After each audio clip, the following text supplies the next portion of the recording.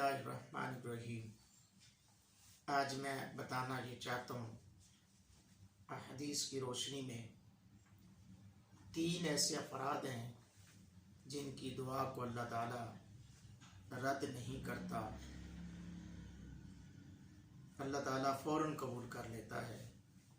Number 1, रोज़ेदार की दुआ जो वो अफ्तारी के वक्त करता है, क्योंकि अल्लाह ताला की तरफ से दिया हुआ ये फरीज़ा तकमील की तरफ ले जाता है, इसकी वजह से उसकी दुआ को अल्लाह ताला रद्द नहीं फरमाता। नंबर 2, मुसलमान आदिल की दुआ, यानी बादशाह ऐसा जो मुसलमान है, कायनात का निज़ाम अदल इंसाफ से चल रहा है। अगर इंसाफ को एक लम्हे के लिए अलग कर लिया जाए तो जुल्म और सितम का राज कायम हो जाएगा।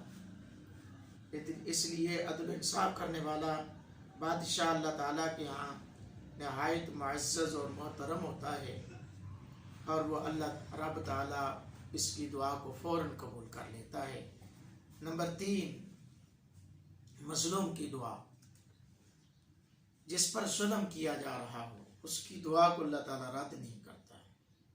जिस तरह अदल इंसाफ अल्लाह ताला के यहाँ पसंदीदा अमल है, इसी तरह जुल्म और ज़्यादती नापसंद है। मज़लूम पर जालिम के जुल्म को अल्लाह ताला पसंद नहीं करता। फिर जालिम से इंसाफ लेकर मज़लूम को फराहम करने का इसने वादा फरमा रखा है।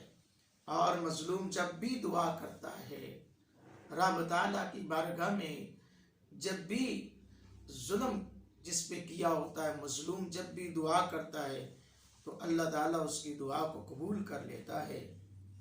और एक रवायत में मौजूद है कि मज़लूम की दुआ से बचो, क्योंकि इसकी बद्दुआ अल्लाह ताला के दरमियान कोई पर्दा नहीं है।